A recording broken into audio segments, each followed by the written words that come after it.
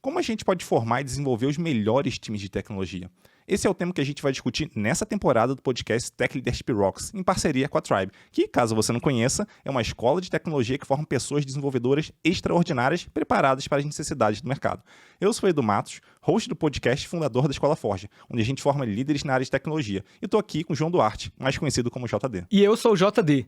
Eu sou CTO aqui na Tribe e você co-host do Edu nesses próximos episódios. Estou muito animado para os papos que a gente vai ter, porque a gente vai falar de coisas como soft skill, desenvolvimento de time, cultura e muitas outras coisas. Então bora lá e vamos que vamos.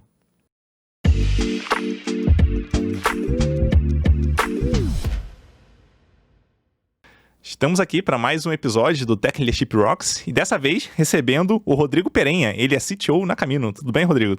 Tudo bem, obrigado pelo convite. Imagina, aí que eu agradeço e também com o JD, que grande JD me acompanhando aí nessa temporada. Boa, e aí pessoal, simbora, animado pro papo aqui hoje, Edu. Boa, vamos lá. Só que antes de começar, eu queria pedir pro Perenha contar um pouquinho sobre ele, né, pro pessoal conhecer um pouquinho melhor quem é o Perenha. Legal, vamos lá então, pessoal. Sou Rodrigo Perenha, o pessoal me chama de Perenha. Engraçado que até minha esposa me chama de Perenha, me conheceu assim. E eu comecei minha carreira como desenvolvedor Java, fui instrutor Java, depois parti para uma pegada mais de liderança, gostava ali de tratar, né, cuidar assim de entrega a pessoas, ajudar as pessoas a se desenvolverem. E aí segui essa trilha, passei por várias empresas. Na empresa, eu vou citar só a anterior, eu estava no Mercado Livre. Mercado Livre foi uma experiência legal, estava como diretor no Mercado Pago, tive a oportunidade de ajudar a escalar o time aqui no Brasil, então tem bastante história legal ali que eu vivi no Mercado Pago. E aí, no começo do ano passado, eu me juntei aos meus sócios para fundar a Camino, então do zero mesmo, de quando era um PowerPoint ali, então foi um salto de fé, não tinha nada. Aí depois a gente fez um fundraising bem legal, um pré-seed, e tô aí então escalando o time, começando de fato desde o zero, e aí eu acho que tem bastante coisa interessante aqui para compartilhar. Boa, boa. Então vamos lá para o nosso episódio, né? Que hoje vai ser, tem até que ler o título aqui, tão grande que ele é, mas é muito massa, né? Que é as regras de ouro para compor o melhor time de tecnologia. Assunto bem interessante aí de formação de equipes, né? Eu já queria começar te perguntando o seguinte, Perenha. Quais são os primeiros pontos ali que você olha para um time e que você avalia para saber se o time ele tá legal, se não tá? O que você olha ali primeiro nele? Tá bom, eu acho que tem dois pontos de vista, né? Tem o time que eu montei do zero, e depois eu segui esse time, ver se ele está se desenvolvendo, se ele está atendendo. E tem um cenário também que você chega e já tem um time. Uhum. Então, vou começar por esse, né? Boa, então, boa. No Mercado Livre, quando eu assumi ali uma posição, já tinha um time bem grande, esse time depois cresceu muito. E eu acho que a primeira coisa, assim, que eu tento fazer é como se fosse o pessoal chama de assessment, né? Uma avaliação mesmo. Então, primeiro entender bem o negócio, entender as expectativas. E sempre que você assume alguma coisa, sempre tem algo... Tá devendo, né? Já começa devendo, então entender quais são essas expectativas no sentido de coisas que precisam ser entregues rápidas, no curto, médio prazo. E depois a gente tentar fazer um cruzamento ali de qual é o time que tem, se a gente tem o perfil, né, as capacidades necessárias para atender essas expectativas. E aí, entender bem se o time tem, se dá para treinar e se a gente precisa trazer alguém de fora e a parte mais triste, eventualmente, fazer alguma troca ou fazer alguma movimentação. Mas é muito um trabalho, assim, um diagnóstico de entender onde você está pisando, o que é esperado e o que você tem aqui, o que você precisa montar para poder atender essa expectativa. Uhum. E eu até eu posso contar o que normalmente eu olho também, né, quando chego numa equipe. Primeiro, tirando essa questão de objetivo, obviamente isso é super importante, tá? Mas olhando só para a equipe em si, né, para as pessoas que estão ali, eu costumo olhar muito, primeiro, se a gente está aderente ao que a gente está buscando em termos de negócio ali, né? Então, até entra um pouquinho de objetivo aqui nessa questão. Então, eu olho para isso. Eu também gosto de olhar ali para a parte de tecnologia. A gente tá bem, só assumindo que é um time de tecnologia, claro. Então, a gente está bem estruturado em tecnologia. A gente está usando as melhores tecnologias aqui que fazem sentido. A gente talvez tá num nível, cara, que a gente nem precisa estar tão bom assim, a gente, cara, pode dar uma, entre aspas, piorada aqui em algum aspecto, a gente talvez deixar um pouco de lado para olhar outra coisa que é mais importante. Então, tecnologia ali, eu costumo olhar bastante. A parte de processo, então, como que a equipe se organiza ali no dia a dia, como é que ela está fazendo as coisas e tal. E também a parte de pessoas, gente. Então, elas estão satisfeitas, não estão? Será que elas estão na posição que elas gostariam de estar? Elas estão buscando alguma movimentação? Então, acho que olhar para isso daí é bem importante. Quando a gente junta isso tudo com o negócio ali, eu acho que é um passo inicial para fazer esse assessment aí que você comentou, né? E entender qual o próximo passo que a gente pode dar ali. Se realmente a gente talvez tenha um ponto ali que é muito específico, que, cara, eu preciso mexer nisso aqui, porque senão a equipe vai quebrar, senão não vai dar certo, a gente vai ter problema aí pela frente. Eu acho que essa visão, ela vem muito da liderança, inclusive, né? Então, a gente espera que a pessoa que seja líder, que esteja chegando ali como líder, ela olhe pra equipe, não, pera aí, deixa eu entender como que tá funcionando, talvez mexer esses pauzinhos aqui vai ser o suficiente pra gente conseguir dar um próximo passo, depois um outro, depois o outro, por aí vai. Eu não sei se você se você olha por esse lado também, mas uma coisa que eu acho que é muito importante e que muitas vezes passa batido é você realmente ver o time trabalhando. Porque às vezes a gente assume um time que tem ali suas lideranças, né, debaixo, né, da estrutura, e a gente lida diretamente com elas e acaba não entrando tanto no dia a dia do time, como que está funcionando, o processo, o que está redondo, o que não está. Então, uma coisa que ao longo do tempo também eu fui muito aprendendo a prestar mais atenção é em dar esse passo para além. Um pouco do que às vezes fala ali do skip level, né, mas eu acho que está muito próximo de onde a coisa realmente acontece. É um termômetro importante para quando você está assumindo um time e precisa entender onde que pode ter um gap, onde que pode ter alguma oportunidade de evolução. Não sei se casa com um pouco da experiência que você teve lá. Assino embaixo. Boa. E aí, pegando nesse ponto que você comentou também, né, de pegar uma equipe que já está formada ali e tal, que você vai entrar nessa equipe, ao longo do seu histórico, assim, né, como profissional ali, como líder, você costumou ver dificuldades que eram mais comuns nessas equipes, ou cada equipe é uma equipe diferente e tal? Poxa, eu acho que varia bastante, viu? Eu trabalhei em várias empresas, várias culturas. Eu adorei ali a cultura do Mercado Livre, né? Uma cultura assim bem verdadeira, walk the talk, isso foi bem bacana. E eu acho que quando tem uma cultura assim mais homogênea, mais verdadeira, é mais fácil os problemas serem parecidos, né? Diferente quando você está numa empresa muito grande e é como se fossem mini empresas lá dentro, né? E cada área realmente tem um problema diferente. E totalmente diferente também quando você monta uma empresa, que é o meu caso agora, e você começa a criar essa cultura. Mas eu já vivi, assim, bastante situações onde o problema era parecido, né? Situações em que, se você resolve numa equipe, você pode até usar como aprendizado numa outra equipe. E aí tem de tudo, né? Eu não sei, eu não vou me arriscar aqui já entrar no detalhe, porque eu acho que no roteiro a gente vai passar por muita coisa, mas respondendo a pergunta assim de maneira direta, eu acho que a cultura, ela guia um pouco, ter os problemas um pouco mais homogêneos ou problemas mais ilhados. Uhum.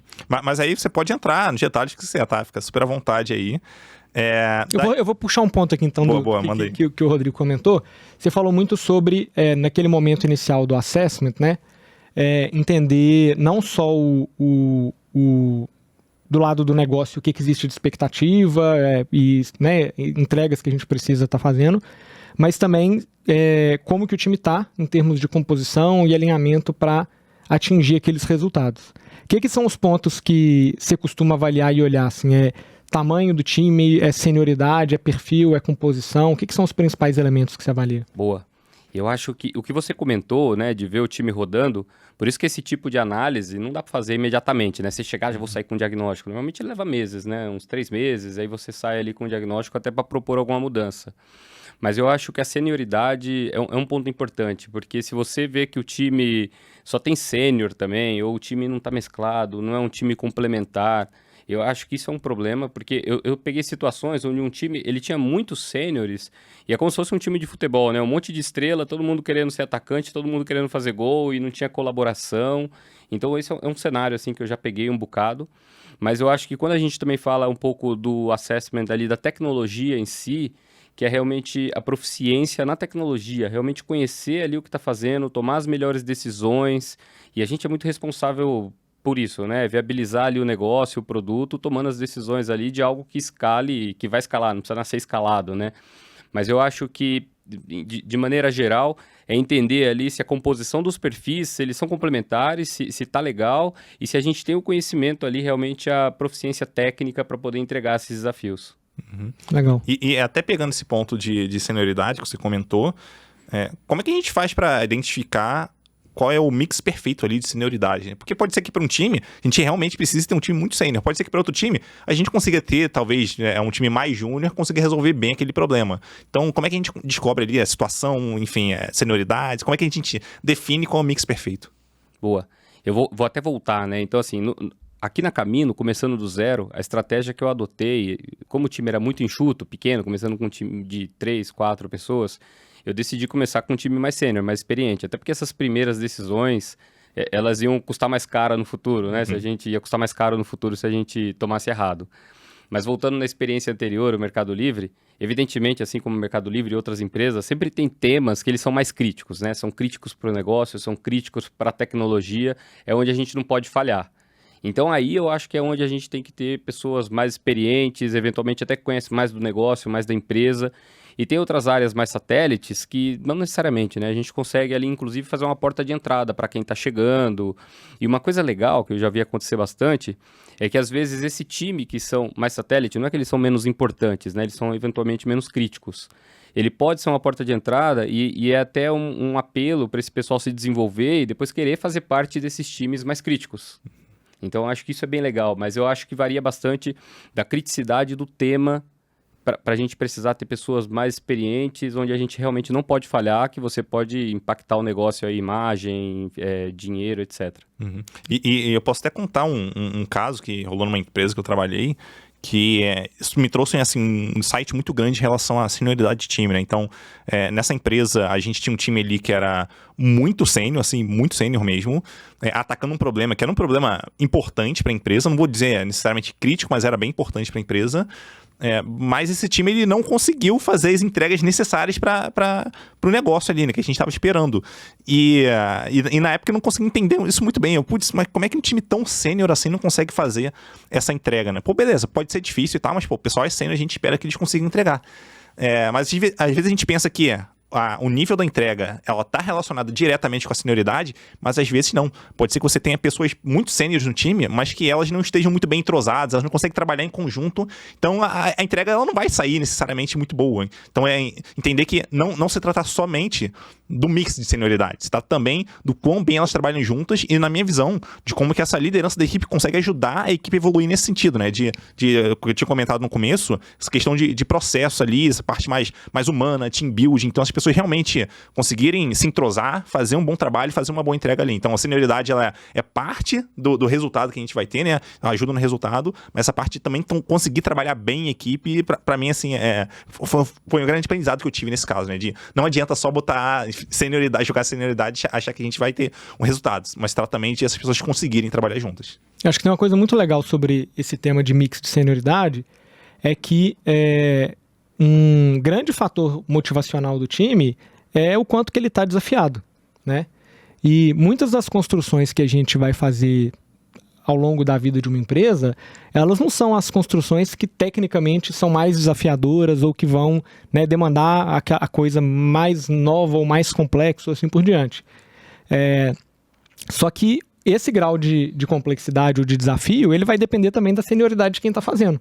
Então, existem oportunidades justamente de você estar pegando tarefas que às vezes elas são menos complexas para uma pessoa que é sênior ou menos desafiadoras para uma pessoa que é sênior, mas vão ser super enriquecedoras para alguém que está começando, né? E usar aquilo ali como tanto um fator de motivação para a pessoa, quanto de você estar conseguindo alocar pessoas sêniores por aquilo que é mais desafiador, ou até, não sei se foi um pouco do caso do exemplo que você comentou, mas de, às vezes, você colocar uma pessoa muito sênior para resolver um problema muito simples, e se ela não estiver muito bem alinhada de que o objetivo final aqui é um objetivo de negócio, que é resolver isso aqui da maneira mais simples e direta possível, vai acabar complicando aquilo ali, pensando em 1000 formas de, putz, como que eu evito que isso aqui tenha um problema no futuro, ou escale, e aquela solução ela vai fugir do caminho mais simples e pode virar um problema futuro, ou acaba não conseguindo entregar, né? Então, você pensar também na complexidade do que precisa ser feito, como desafiar as pessoas, eu acho que isso ajuda você a pensar que tipo de perfil que você precisa estar trazendo, que tipo de senioridade que você precisa estar trazendo. JD, desculpa, e se eu posso complementar uma coisa que eu vivi na Camino, né? Saindo com um time ali do zero, que eu decidi trazer pessoas bem mais sêniores, mais experientes. E aí, quando você traz pessoas mais experientes, a primeira sensação, né, pode delegar. delega e deixa, eles sabem o que estão fazendo. E aí eu acho que foi um erro, um aprendizado que eu tive, que mesmo com pessoas muito sêniores, e aí fazendo um contraponto, comunicação é chave. Então, se você não falar exatamente o que você espera, isso que você comentou, né, JD, de não precisa fazer uma solução da SpaceX agora, no meu momento early stage. Poxa, vamos fazer uma solução agora que funciona, eu preciso validar, porque eu não sei se é esse caminho que eu vou seguir, eu estou testando, né? Então eu vou fazer aqui uma solução que já nasce escalada numa redoma de vidro e depois eu vou jogar fora. Não faz sentido, desperdicei dinheiro, desperdicei, o mais importante, tempo. Então, eu acho que esse foi um contraponto que eu aprendi na Camino, é você, mesmo com pessoas mais sêniores, explicar bem o que é esperado naquele momento, o que significa um momento early stage pra gente, o que é teste, o que realmente já tem que nascer uma solução, o que precisa nascer que seja escalável, mas não precisa nascer escalado. Então, essa foi uma experiência bem interessante, assim, que eu demorei um tempo para aprender, mas depois a gente foi calibrando. Legal. É bem interessante você trazer isso, porque o que eu vou falar aqui talvez seja um pouco polêmico, mas eu espero que eu consiga me explicar bem. Que é o seguinte, às vezes a gente vê o pessoal falando que é importante você confiar, você como líder confiar nos seus liderados e tal. Pô, eu concordo, é super importante. O problema, o risco aí que a gente corre se a gente confiar cegamente a ponto de achar, não confio, então agora eu tenho que confiar 100%, sabe, de uma vez só. Provavelmente vai dar problema. Então, o que eu acredito hoje beleza, a gente tem que confiar, mas a confiança, se a gente trocar a palavra, a delegação, ela é um processo aí. Então eu não vou começar confiando 100% na pessoa. No começo eu vou acompanhar um pouco mais próximo. Conforme eu for percebendo que a pessoa tem competência para fazer aquilo, que ela, cara, consegue entregar resultado, que ela não precisa me acessar muito, eu vou dando cada vez mais espaço para ela, até que chega no nível máximo de confiança, cara. Tipo, a pessoa vai estar fazendo negócio, eu já nem sei mais o que ela tá fazendo, porque eu já confio tanto nela. Então isso é um processo, então é um cuidado que a gente tem que tomar, né? Confiança é importante, mas a gente vai construindo essa confiança aos poucos. E é claro que nosso papel como líder ali é muito de entender em qual ponto do nível de confiança a gente está, vamos pensar que é uma escala, e como que a gente, como líder, consegue ajudar esse nível a subir aos pouquinhos, ao longo do tempo, a ponto da gente conseguir eventualmente delegar 100% para a pessoa, que a gente não se preocupe mais com aquilo. Tem até algumas metodologias de gestão que falam um pouco sobre esses níveis de delegação, né? Que é como que você trata de forma diferente pessoas que estão preparadas para desafios diferentes. Então tem pessoa que você vai falar com ela, olha, o objetivo é esse. Como que vai fazer? Ela vai pegar, vai desembolar, vai fazer. Tem pessoas que elas vão estar, e isso não tem nem a ver necessariamente com a senioridade da pessoa, tem a ver com o tipo também de tarefa, que é a combinação da pessoa com o que você está pedindo para ela fazer. Pode ser uma pessoa desenvolvedora super sênior, que está assumindo um papel de liderança, e você vai falar, olha, toca essa discussão, ou, sei lá, pensa quem são as pessoas que você montaria para esse time. Talvez no primeiro momento, essa pessoa você vai precisar, não é que você não confia nela, mas você vai precisar sentar do lado dela. Você vai explicar como que você faz, você vai ouvir como que ela pensou, você vai provocar ela de algumas coisas. Então, isso vai se desenvolvendo ao longo do tempo. O que eu acho que a gente não pode perder de vista é que a gente, como liderança, a responsabilidade final daquilo que está sendo entregue é nossa, né? E aí, eu acho que, tentando complementar um pouco o que você comentou sobre a questão da confiança, é que a gente acompanhar não é falta de confiança.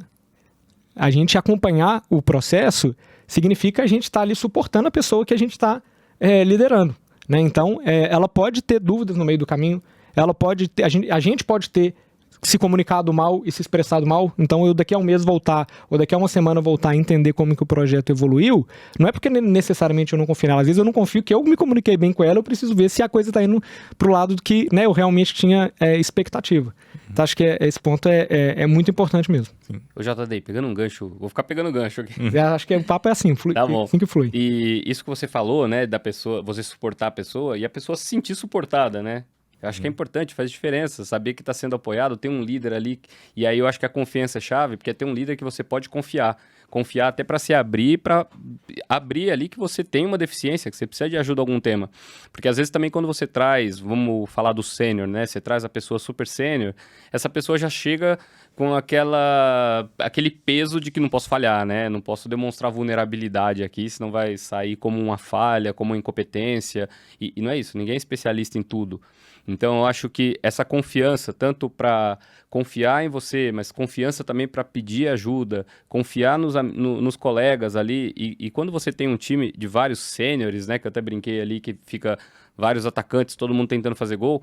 Se não tiver uma relação de confiança real ali, poxa, aí vai ser uma disputa interna, aquelas crises que a gente conhece. Então, acho que confiança realmente é chave. Eu acho que para montar um time legal mesmo, de alta performance, a gente até brinca, né? Tem um termo, eu já venho aprendendo ele há algum tempo, disagreement commit, né? Que é você realmente, você discorda, você desafia, mas na hora que a decisão tá dada, você vai lá e dá um commit. A decisão é nossa. Não vale chegar lá na frente e falar, pô, eu avisei que ia dar CAC, hein? Não vale. É commit, né?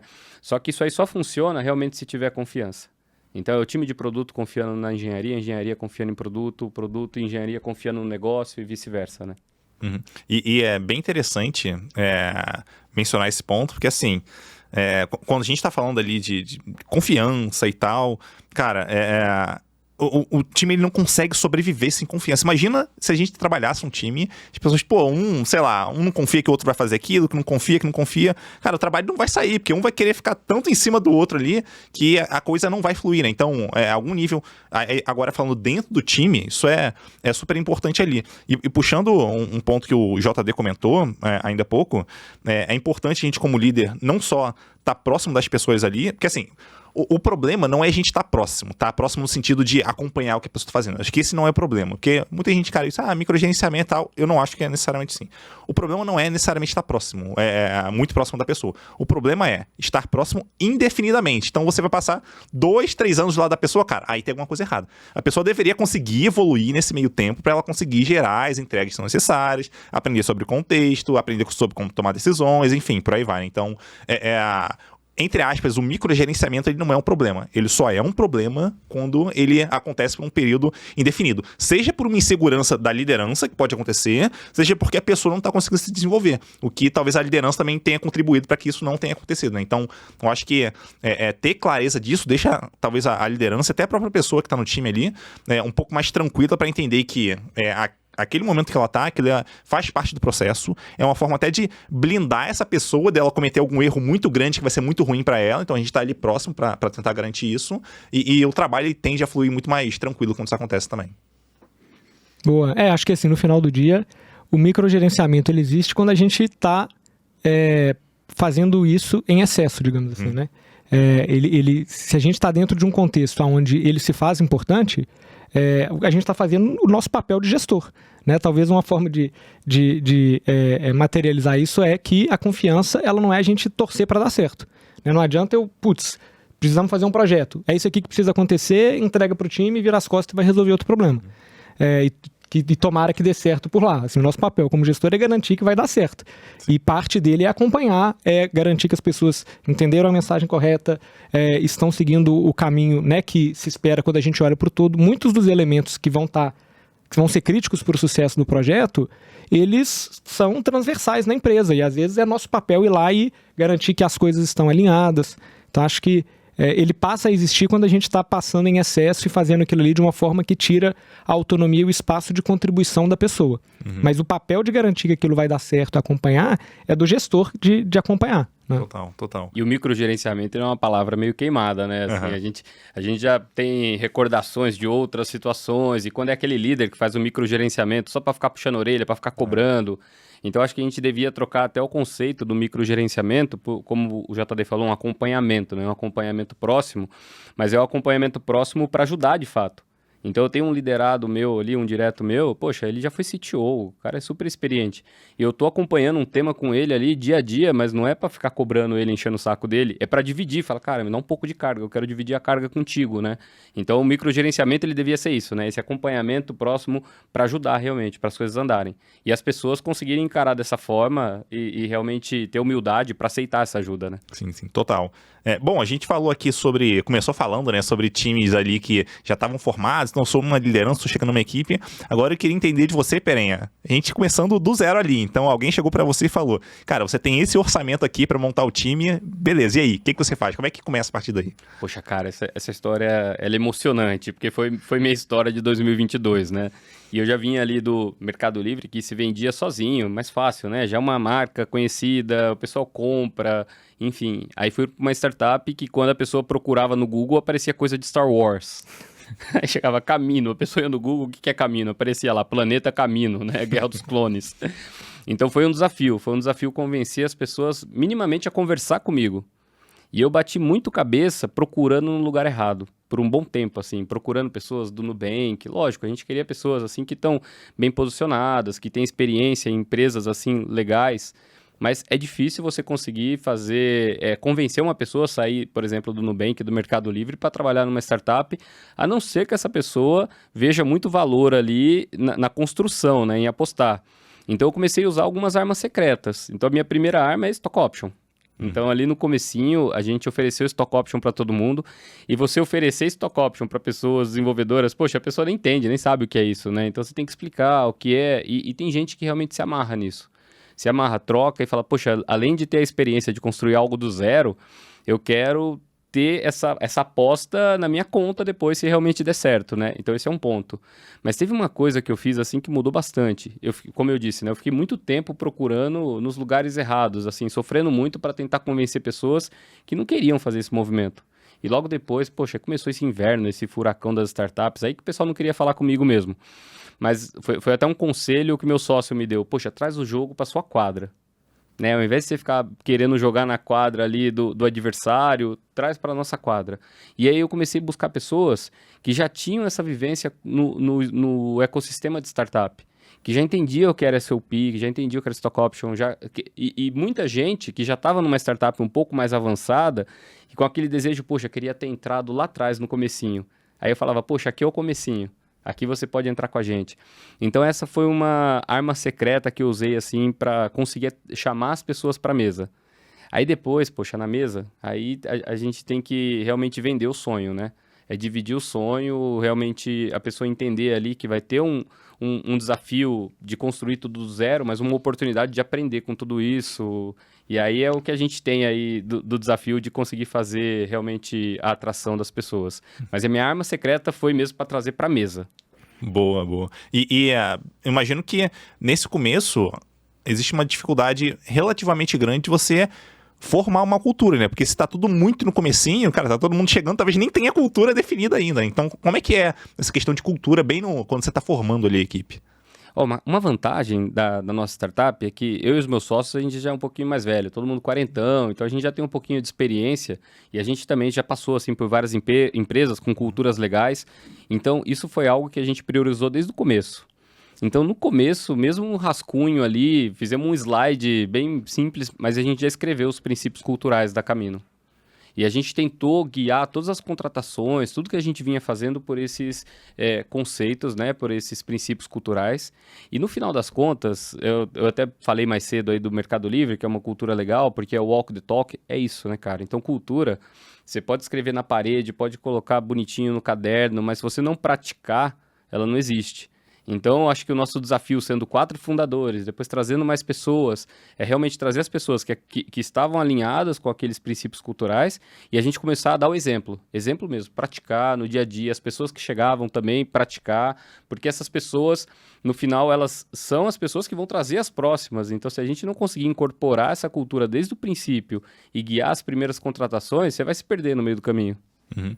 E eu acho que assim, quando a gente fala de construção de cultura, né, e a gente até bateu um papo sobre isso naquele papo com a Turá também. Oi.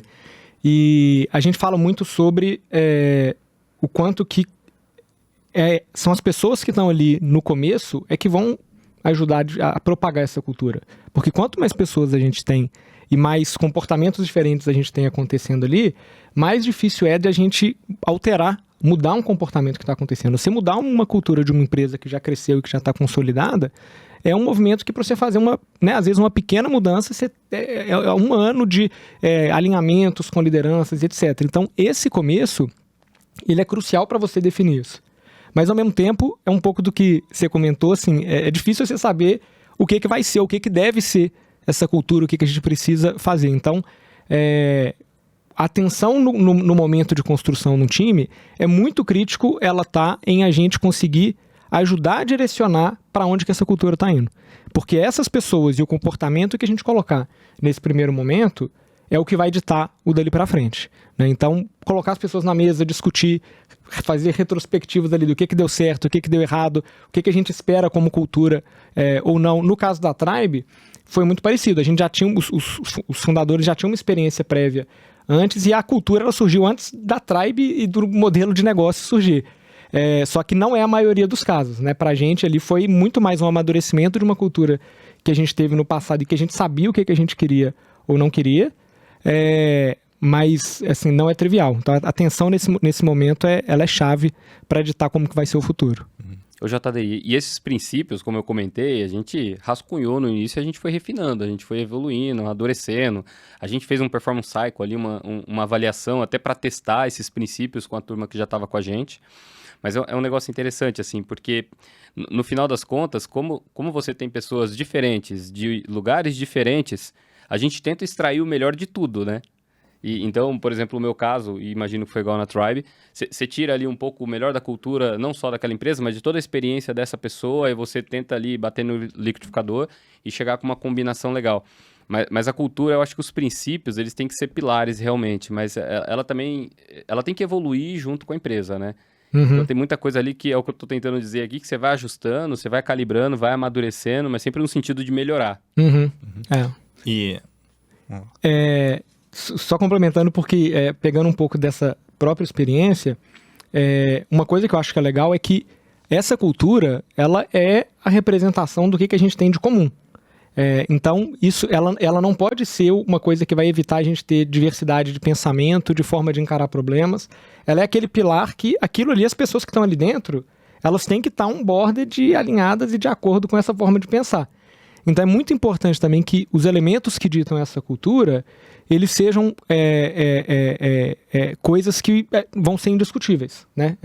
Não pode ser uma questão de uma opinião que, pode ser que seja assim ou pode ser que seja assado. Aqui dentro, a gente vai tomar a decisão dessa forma. Isso daqui é prioridade em cima disso daqui, e quando a gente tiver que tomar uma decisão, é por esse caminho que a gente vai seguir. Eu vejo muitas vezes também essa discussão de cultura, ela caminhar muito para um lado do óbvio. Que é falar assim, aqui sei lá, a gente fala a verdade. Beleza, mas que empresa que vai colocar lá que aqui a gente fala mentira? E acho que esse lado é o óbvio, né? A gente precisa definir que aqui a gente move fast and break things. Então, beleza, eu sei que a cultura aqui é assim, de uma cultura que às vezes ela vai ser mais cuidadosa com o crescimento e etc. E fica o aprendizado aqui, né, da importância de olhar para a cultura desde o início, desde o comecinho. E eu queria até que vocês me corrigissem se eu falar uma besteira aqui. Mas assim, se a gente...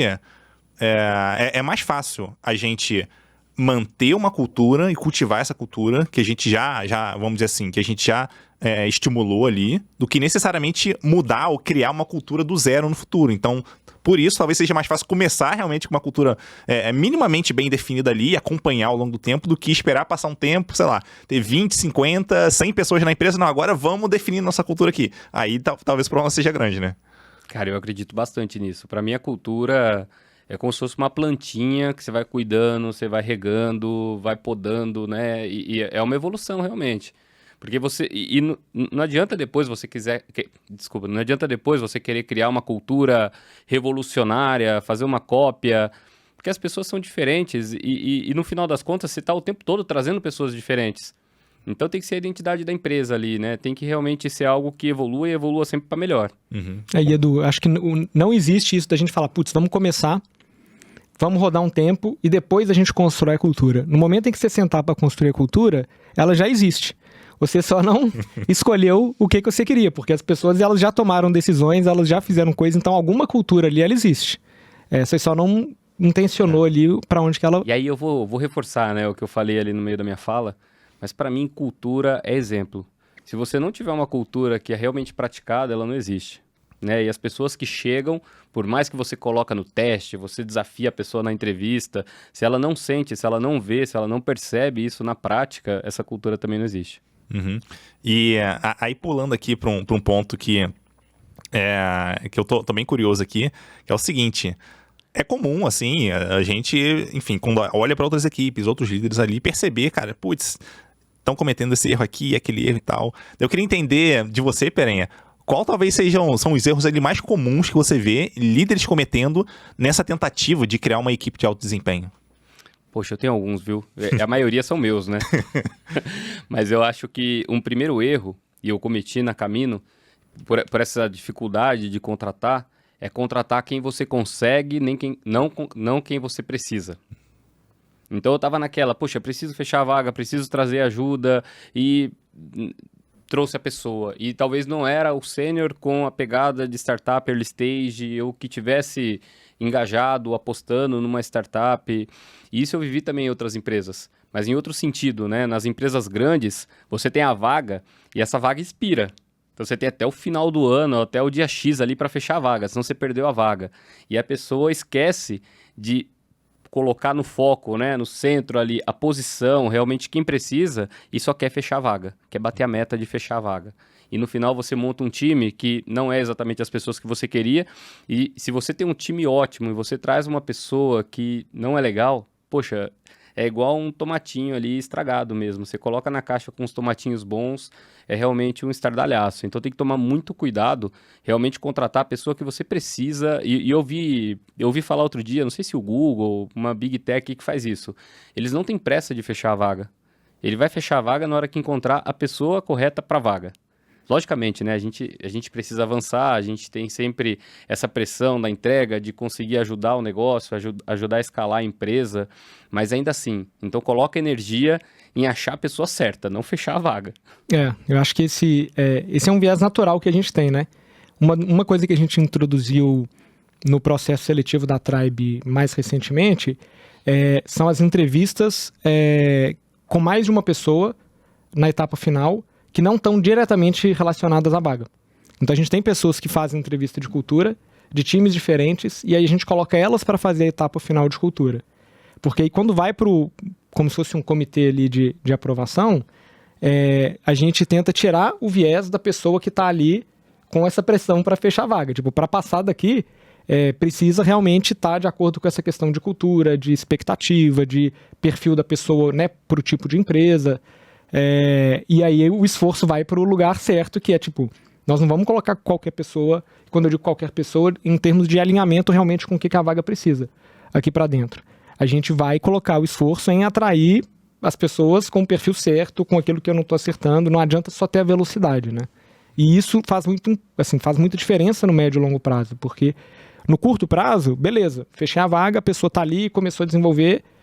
Só que os elementos ali que sejam de alinhamento de cultura, de longo prazo, acho que teve um papo que a gente teve que, acho que o Robson comentou sobre o quanto que o tempo que a pessoa está na empresa faz diferença sobre ela ter contexto, sobre ela conseguir, a contribuição dela evolui muito ao longo do tempo. E se eu trago uma pessoa que eu vou fechar a vaga aqui agora, mas ela não vai durar, isso é ruim para o time, isso é ruim para a pessoa, isso é ruim para a liderança que vai ter que fazer um onboarding de outra pessoa. Então, 100% de acordo também. Ô JDI, você comentou, se eu não me engano, que até o ano passado os founders entrevistavam todo mundo, não era? Eu ainda tô nessa. Sempre acho que tem 2 slots por semana que eu faço essa entrevista, normalmente para áreas não relacionadas à tecnologia, por exemplo. Legal. Na Camino a gente é menor ainda e os founders, eles participam, né? Todos passam por entrevista com todos. Isso é muito importante. E eu trabalho na Samap, né? E lá a gente tem um processo bem semelhante a esse em relação a uma pessoa que é fora, vamos dizer assim, que não tem relação com o que a gente está fazendo, e ela vai fazer uma entrevista final para poder avaliar. E tem até um ponto bem interessante que essa pessoa, ela tem poder de veto. Então, se ela achar que aquela pessoa não deve ser contratada, ela vai falar não, e é não. Inclusive, a gente já viu o caso de uma pessoa ali que foi indicação e tal. Daí, por essa pessoa que a gente chama de bar raiser lá, né? Ela não passou dessa etapa, ela foi reprovada ali. E essa pessoa falou, nossa, mas eu já trabalhei com ela, tipo, eu sei como a pessoa, tipo, não é não, e é isso, sabe? Então, criar freios e contrapesos ali e tal, acho que é uma forma interessante de tentar tirar esse viés ali das pessoas, tipo, não, preciso contratar agora, ou então, não, fulano é meu amigo e tal, alguma coisa assim, sabe? Não, peraí, tem uma pessoa totalmente descorrelacionada que a gente tá fazendo, ela consegue ter uma visão mais pura, né, em relação à avaliação ali e tal. É claro que isso não vai ser perfeito em todas as situações, a gente vai ter problemas ali, mas eu acho que a gente acaba tendo mais benefícios do que malefícios de trazer um negócio desse, né? Então, acho bem interessante. Eu não estava lembrando o nome, mas é exatamente esse bar raiser. Eu acho que ele vem, se não me engano, da Amazon. Então, se alguém quiser pesquisar e, enfim, saber mais, eu acho que esse bar raiser vem do processo da Amazon e é esse veto final. Boa, boa. E aí, outro ponto que eu queria também entender de você, Perenha, é o seguinte... a gente tá formando a equipe ali e tal, a gente já, vamos dizer que a gente definiu as senioridades, mas beleza, eu não sei exatamente quais especialidades eu vou trazer para a equipe. Como que eu escolho as especialidades quando estou formando uma equipe, né? Porque pode ser que, eu vou investir mais, talvez aqui, mais em tecnologia, ou nessa tecnologia específica. Então, não, peraí, eu vou investir mais em dados, eu vou, sei lá, trazer mais pessoas de, não sei, de produto.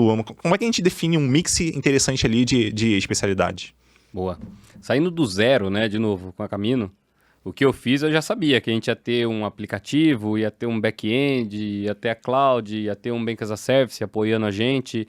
Então, eu só não tinha certeza ali, não tinha batido o martelo qual era a linguagem, qual era o stack. Então, se ia ser Java, Kotlin, enfim. E aí, o que aconteceu é que eu trouxe uma primeira pessoa para me ajudar a tomar essa decisão. Porque eu acho que se a gente tem essa oportunidade, né, de envolver a pessoa que vai codar para escolher, poxa, é uma gratificação tremenda, né? E como a gente estava nesse momento ainda de contratar e não tinha ainda que sair codando, não tinha que definir nada antes, então as primeiras 2 pessoas que chegaram me ajudaram a definir o stack. E aí eu tentei, inclusive, usar o stack como uma forma de atração, porque tem gente que quer trabalhar, né, num determinado stack. A hora que você fala, poxa, o aplicativo não vai ser nativo, vai ser Flutter, né? E empresas legais usam Flutter. Poxa, eu gostaria de trabalhar com Flutter numa startup que está começando, para eu apostar junto. Então, respondendo a pergunta de maneira direta, assim, eu tentei definir o stack com as primeiras pessoas que chegaram, já com...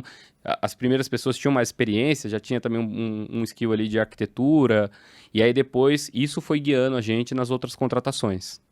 E isso eu imagino que nesse caso você tenha trazido pessoas um pouco mais generalistas ali, conseguiam fazer um pouquinho bem de várias coisas, porque no começo tende a ser, eu não vou dizer que é melhor, mas normalmente como a empresa está começando e tal, a pessoa não vai conseguir fazer só aquele pedacinho, ela vai precisar acabar fazendo outras coisas. Então eu imagino que as pessoas tenham sido um pouco generalistas também. Totalmente. Inclusive um pouquinho DevOps, né? Um pouquinho arquitetura, um pouquinho dados e continua um pouco assim, eu até brinco no meu Slack. Eu assino como CTO e Director of Whatever. Que a gente faz de tudo, né? E se eu faço isso como CTO, as pessoas que estão ali codando também acabam, assim, navegando um pouco. Eu acho que, assim, essa questão de skill...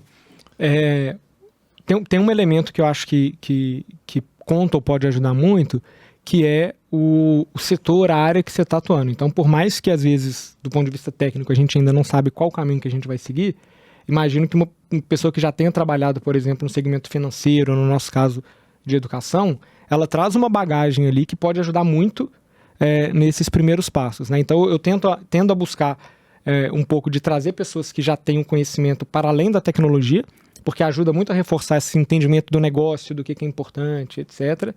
E muito disso que vocês falaram agora, que é essa questão do generalista. Assim, no começo, vai ter que fazer o que tiver que fazer, assim, não tem muito espaço para eu só faço isso, eu só faço aquilo, né? Na verdade, acho que assim, em nenhum momento a gente deveria ter esse tipo de ideia. À medida que ela cresce, o que acaba acontecendo é que a gente vai precisar de especializar mais em algum ponto, ou tem alguma área que ela é mais, né, demanda um nível de profundidade maior, e aí sim a gente começa a buscar especialização.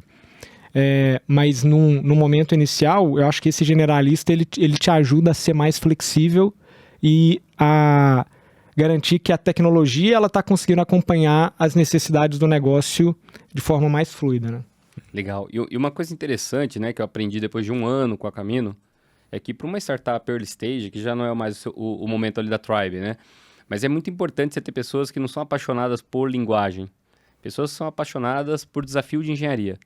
E ali a gente combinou de chamar de engenharia, né? Que fica, é tecnologia, IT, engenharia. Eu fiz uma enquete com a galera, eles falaram, poxa, eu gostaria de ser chamado de software engineer. Tá bom, manda bala no LinkedIn, mas o salário é igual, tá? Mas aí, então, ali eu acho que a gente tem alguns desafios numa startup que está nascendo, que você está estruturando ali todo o alicerce, né, do que vai se tornar. São desafios muito amplos de engenharia. E aí a pessoa tem que ser apaixonada, assim, e disposto a aprender qualquer coisa. Não é a linguagem, mas é o desafio em si, né? Resolver aquilo ali, é viabilizar o negócio. Então, eu concordo bastante aí. Pessoas generalistas, ou que sejam especialistas, mas que esteja disposta a aprender e navegar dentro dos desafios de engenharia são muito importantes na fase que eu estou vivendo. Com certeza. É muito comum a gente ver esse tipo de perfil assim em startups. Aí um outro ponto ali sobre quando a gente fala de formação de equipes, equipes de alto desempenho, né, quando a gente está buscando isso, um tema comum ali é essa questão de conflitos, né? Então a gente vai ter conflitos ali ao longo do tempo. Se não tiver, eu acho que tem alguma coisa estranha acontecendo, porque em algum momento seres humanos estão juntos ali e a gente vai conflitar. Daí a questão é, como que a gente lida com esses conflitos? Porque você já pegou o time minúsculo e já cresceu um time absurdamente, né? Então, eu queria entender até na sua experiência como é que você lidou com conflitos ali, como é que você, enfim, agiu com as pessoas e teve movimentação, não teve? Enfim, como é que é talvez o teu framework de lidar com conflitos? Tem uma teoria que eu vi uma vez, e eu sempre coloco nas minhas apresentações lá de formação de time que eu adoro, que é o modelo de Tuckman. Uhum. Que quando você junta pessoas, na verdade é um grupo, né? Esse grupo ainda não é um time, eles ainda não se conhecem. Então tem algumas coisas que são toleráveis. Então alguma brincadeira sem graça ali, você vai tolerando até que chega uma hora que você não suporta mais e aí começam os conflitos ganharem um pouco mais de peso. Então tem algumas etapas no modelo de Tuckman que tem que ser superadas. Então a primeira é trocar feedback, é ter realmente confiança para colocar os problemas na mesa, e aí o outro ponto é criar regras de convivência. Então tem coisas que dentro de uma equipe não dá para tolerar. Brincadeira que é engraçada só para uma pessoa, isso aí não pode ser tolerado. Então isso aí é uma regra de convivência. E depois que as regras de convivência estiverem criadas, e aí sim eu acho que o time vai ter... Não vai se tornar um time de alta performance por isso, mas não vai ter trava para ser um time de alta performance. Uhum. E aí na minha experiência com times maiores, bem maiores, eu sempre tentei tratar a galera como adulto, né? Então, poxa, vocês são adultos. Primeira coisa, eu não quero fazer um papel aqui de juiz, né? Chamar aqui, ficar fazendo julgar, você tá certo, você tá errado. Sempre tentei promover, assim, a galera se conversar. Ter realmente... Aí não é só confiança, mas maturidade, né? Para poder encarar ali e conversar. E o mais engraçado, né? Que eu vivi situações, inúmeras situações, casos mais diferentes possíveis. Mas na Camino, com 10 pessoas, quando a gente era no total da empresa 10 pessoas... Já tinha alguns conflitos do tamanho que eu tinha na empresa anterior, 20 vezes maior. Então é engraçado, porque você junta pessoas, e se essas pessoas não tiverem maturidade, confiança para conversar, para encarar esses conflitos, ele vai existir se são 3, se são 10, se são 200, se são 1000. E é interessante a gente olhar para esse caso e pensar assim... eu como liderança, assumindo que a gente está começando a empresa ali, né? Então eu como liderança vou ter que setar aqui, definir como que a gente resolve conflitos. Então ensinar as pessoas como é que funciona. Porque se deixar solto, as pessoas vão fazer do jeito delas, vão brigar, uma não vai querer mais falar com a outra, não vai querer mais trabalhar junto, vai ficar um negócio meio estranho. Mas agora, se a liderança não, pera aí. Conflito aqui a gente resolve assim, vamos sentar, conversar, entender se a gente for tomar decisão, beleza, talvez nem todo mundo concorde, entra muito no disagreeing committee, então a gente vai tomar uma decisão e a gente vai seguir por esse caminho, não é porque a gente não gosta da pessoa, não é porque a gente acha que uma decisão é decisão burra, que a pessoa pensou, tipo, não, a questão é essa, a questão a gente precisa tomar uma decisão eventualmente, a gente vai ter conflitos, enfim, vai acontecer, então lidar com conflitos de forma natural, na minha visão, algo bem importante, assim. E é importante também a gente diferenciar conflito de confronto. Conflito eu discordo de você, a gente vai discutir ali para tentar chegar numa conclusão, talvez não vá conseguir chegar numa conclusão, a gente vai ter que tomar uma decisão mesmo assim. Então esse é um conflito saudável, vamos dizer assim, né? E tem um confronto que eu começo a brigar com você, então em vez de falar, por exemplo, sobre o assunto que a gente está falando e criticar talvez o argumento que você está usando, eu começo a criticar você, o seu jeito de pensar, o seu jeito de, sei lá, resolver as coisas e tal, então começa a entrar muito numa questão pessoal ali, né? Aí, desse momento para frente, provavelmente a relação das pessoas já não vai ficar meio abalada, elas não vão querer trabalhar juntos e tal. Então, acho que diferenciar e como líder, conseguir identificar quando o conflito está se transformando em confronto, talvez seja o momento de, não, pera aí, pessoal, vamos parar aqui, depois a gente volta nessa conversa, do jeito que a gente está caminhando aqui não vai dar muito certo, a gente precisa conversar quando a cabeça estiver fria, então vamos deixar passar, amanhã a gente conversa e tal, então saber identificar a nuance ali para conseguir lidar melhor com o problema, acho que é bem importante também. Desculpa, mas eu vou colocar um ponto na mesa, até para ouvir a opinião de vocês, porque falando dentro da esfera de engenharia, tecnologia, eu acho que as pessoas se desenvolvem muito rápido tecnicamente.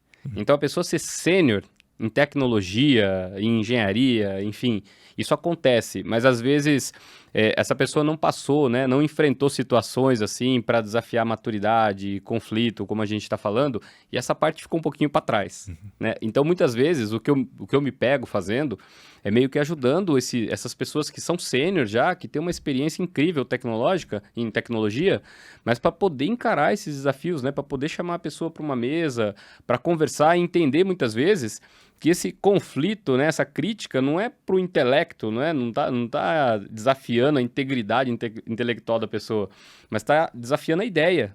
E todo mundo quer a mesma coisa, todo mundo quer que dá certo, todo mundo quer que a empresa vá para frente, né? E às vezes a pessoa leva para um lado, assim, errado. Então, eu acabo, assim, muitas vezes ajudando as pessoas a entenderem isso, porque as pessoas ainda não se desenvolveram.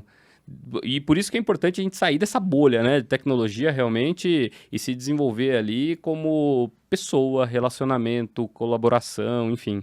Mas eu não sei se vocês passam por isso. Não, assim, eu achei ótimo a gente falar dessa segunda visão do conflito, né, que até o Edu trouxe, porque quando a gente estava falando mais cedo aqui de confiança de um time, né, um dos principais fatores que gera confiança dentro de um time é a capacidade de discordar.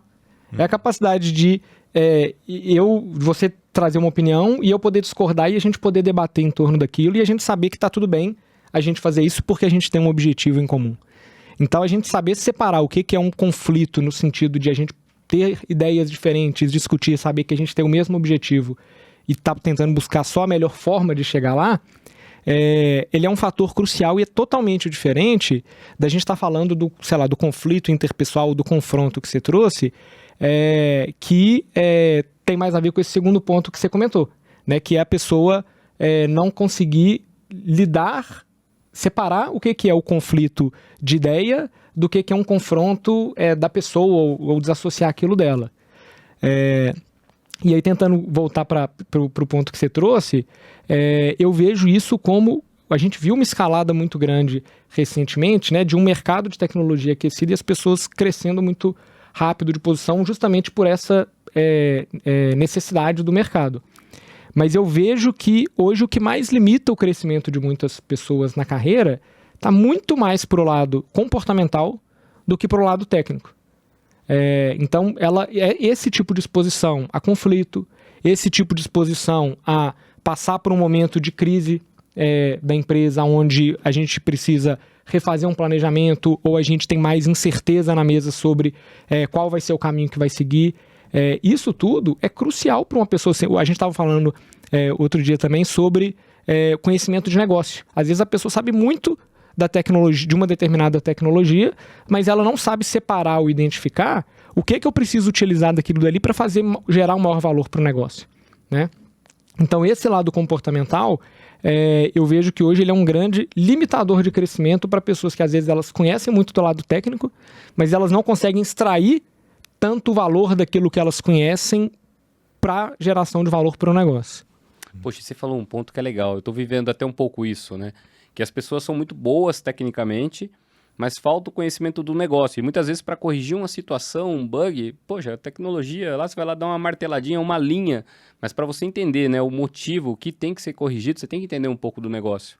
Então, eu acho que as pessoas também precisam entender que para se desenvolver aí como uma pessoa engenheiro, uma pessoa de tecnologia completa, tem que ter esse mix, né? É esse mix de tecnologia, esse mix do negócio que está inserido e também essa parte comportamental.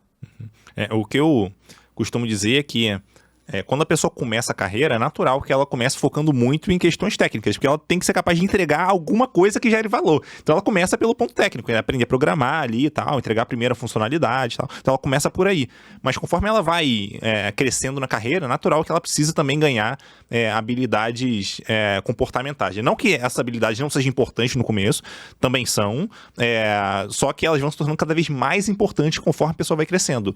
Eu até gosto de dizer que o resultado que a pessoa está gerando, ele é um mix ali, né? Entre a habilidade técnica dela, a capacidade de gerar valor tecnicamente, mas também a capacidade de... Aí entram outras habilidades, de comunicar, de engajar com o produto, de contribuir, enfim, dando ideia ali de funcionalidade, esse tipo de coisa, né? De olhar para outras pessoas, com processo. Então, cara, essa equipe tá bagunçada. E eu sou um desenvolvedor, consigo ajudar a equipe a se organizar melhor, cara, excelente, sabe? Então, é uma habilidade ali que conta muito também. Então, para mim, resultado do trabalho da pessoa tem a ver com com a parte técnica, mas tem a ver também com a parte não técnica ali, especialmente conforme essa pessoa vai se tornando cada vez mais sênior. Sabe uma coisa engraçada, Edu? Eu já vi pessoas de tecnologia acabarem conhecendo mais do negócio do que uma pessoa de negócio. E é uma oportunidade legal, né? Uhum. Você realmente ir para um segmento que você gosta e você aprender não só da tecnologia, mas do segmento. E possivelmente ela estava conseguindo fazer muito bem o trabalho dela por conhecer, né? Eu brinco que às vezes a gente cria uma expectativa de, sei lá, pensar um plano de carreira ou alguma coisa assim e querer levar para lá, por exemplo, marcos técnicos, né? Do que uma pessoa precisa saber para dar determinado passo, um pouco daquele checklist que às vezes as pessoas criam de expectativa para a carreira. E assim, se eu pudesse consolidar até um pouco do que você comentou aqui sobre senioridade numa única coisa, para mim está associada à capacidade da pessoa de gerar valor para o negócio.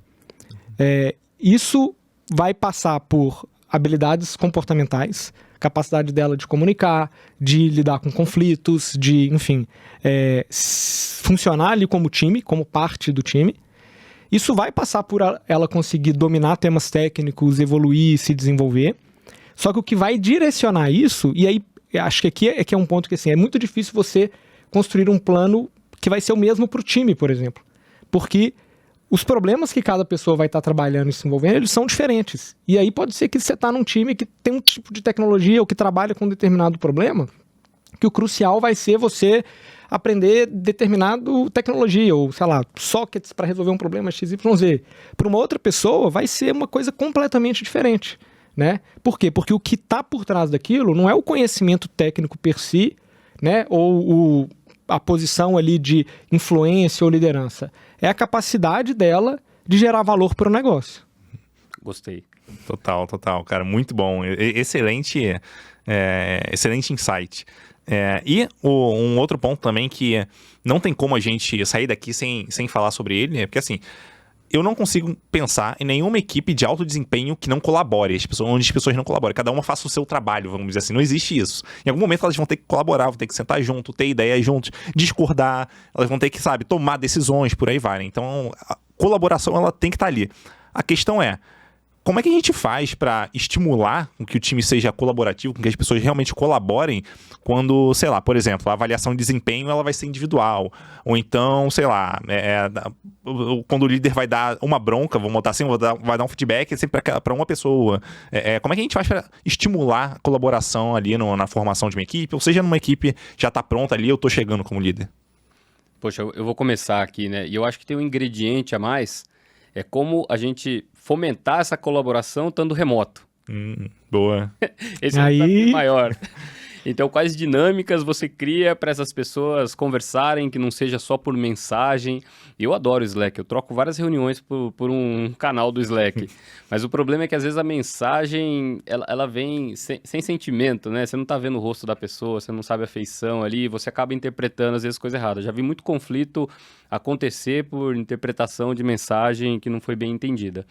Mas eu acho que hoje, né, com essa realidade, até trazendo para o meu momento que a gente está com o time remoto, a gente precisa criar algumas dinâmicas, algumas cerimônias que são básicas. Então, depois a gente até pode debater um pouquinho, né, de cerimônias, mas no mínimo uma dele com câmera aberta, as pessoas se vendo. Porque já cai no cenário, a pessoa, eu não quero abrir a câmera. Eu falei, poxa, não quero te obrigar a abrir a câmera, mas é uma oportunidade, abre a câmera, né, pra gente se ver. Os únicos 30 minutos do dia que a gente pode se ver. Então, vamos se ver ali, olho no olho e tal. Então, eu acho que essas dinâmicas, para a gente trocar, eu acho que é um ponto, né? Para a gente realmente poder se ver e debater ali, mesmo estando remoto. Mas isso que você trouxe, Edu, de avaliação ser individual, eu acho que isso começa a ser um problema quando a avaliação não é justa no olhar das pessoas. Uhum. Né? Então, poxa, eu tô aqui, tô colaborando, tô ajudando meu colega, e eu ajudo ele pra caramba, e no final ele foi promovido, e eu fiquei para trás. Né? Será que não estão me vendo?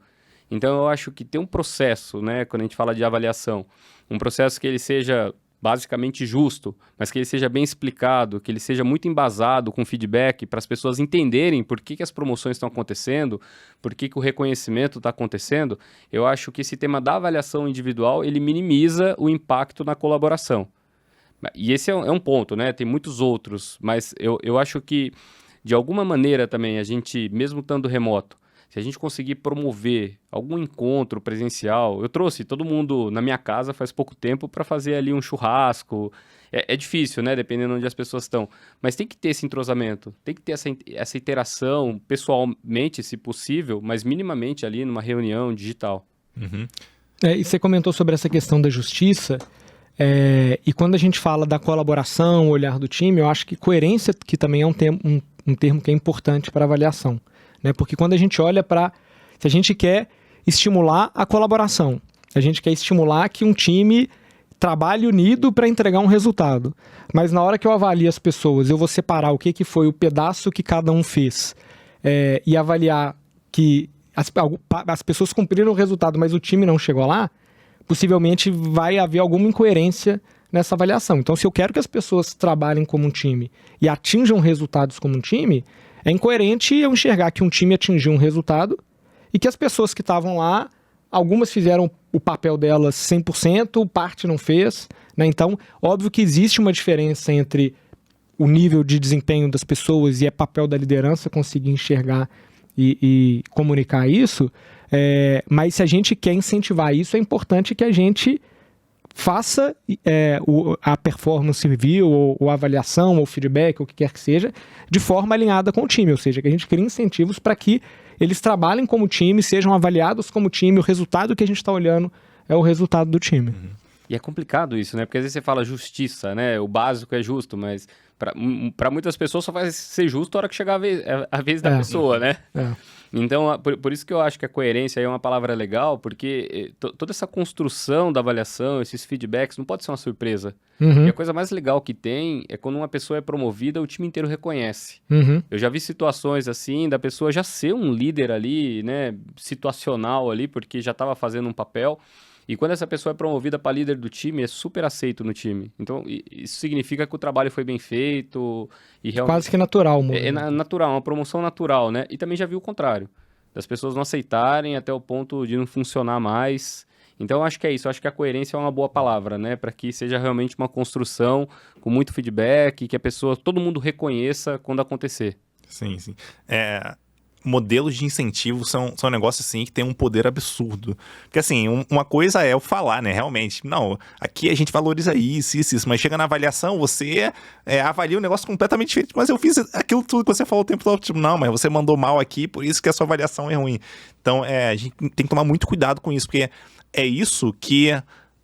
eu diria que direciona como as pessoas vão se comportar. Não é o que a gente necessariamente fala, mas especialmente a consequência que as pessoas sofrem por fazer ou não fazer alguma coisa. Então, se elas sofrem uma consequência positiva por fazer um negócio ruim, ela vai continuar fazendo. E os colegas vão olhar pra ela, a pessoa se beneficiou, vou fazer também. Uhum. Então, tudo aquilo que a gente pensou de cultura, não, a gente valoriza isso, pô, tudo foi por água abaixo, porque as pessoas estão sofrendo as consequências, sejam positivas ou negativas, de alguma coisa ali que a gente não tinha, talvez, parado pra pensar melhor naquilo. Então, essa coerência, né, realmente juntar avaliação, cultura ali, a forma como a gente promove, como a gente demite até. Então, tudo isso vai influenciando ali para ajudar as pessoas a entenderem como que é importante elas se comportarem, né, naquele ambiente.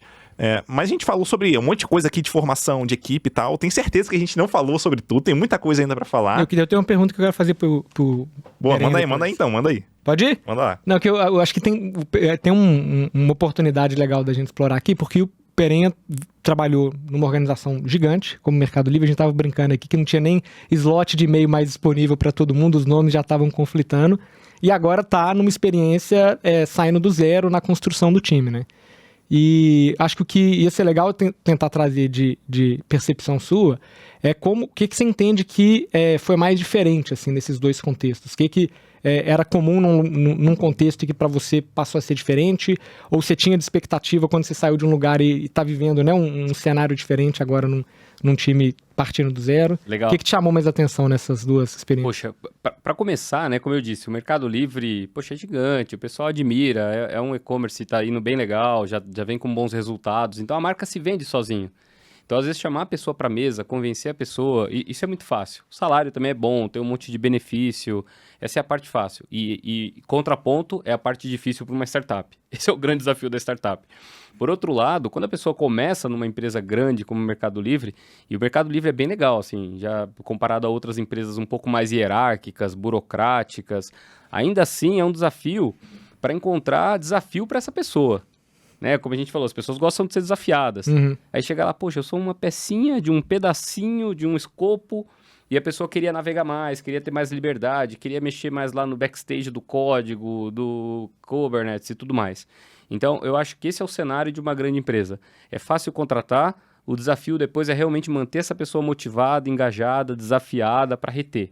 Né? Diferente da startup, que para mim, assim, o grande desafio realmente é você conseguir encontrar a pessoa, convencer a pessoa a vender esse sonho, e ainda mais nesse cenário que a gente está vivendo, né? O pessoal chama de inverno das startups, é uma tempestade, né? Tempestade perfeita e tudo que tinha confluindo ao mesmo tempo, né? Aconteceu ao mesmo tempo. Então, eu acho que essa é a grande diferença, né? Talvez na startup é mais difícil atrair, trazer, convencer, mas depois que a pessoa entra, assim, a pessoa realmente se engaja, a pessoa gosta. E o que a gente estava falando, por ser menor, e você ter meio que um papel... Você ter mais abertura, poder fazer mais coisa, você se desenvolve mais. Você pode tocar tudo, imagina, você poder lá na frente contar a história. Poxa, eu aprendi tudo de tudo e ajudei a escalar, ajudei a chegar até aqui. Então, para mim, essa é a grande diferença. Legal. Numa startup dá para você enxergar o resultado de uma forma muito mais palpável ali, né? Você praticamente está fazendo boa parte do que a empresa já entrega, então consegue sentir que, putz, o trabalho que eu fiz aqui ajudou, sei lá, a empresa a crescer 2 vezes, 3 vezes aqui nesse período de tempo. Então, acho que ser mais palpável ali é interessante também para quem está chegando. Sabe uma coisa engraçada, né? Eu trabalhei antes do Mercado Livre na rede que era o Itaú. E o Itaú, poxa, gigante, 100 mil pessoas. Então, eu era um gerente lá na rede e eu nunca tinha falado ali com um diretor executivo, né? Na entrevista, mas depois nunca mais, assim. São pessoas intocáveis. Então, é uma estrutura muito maior.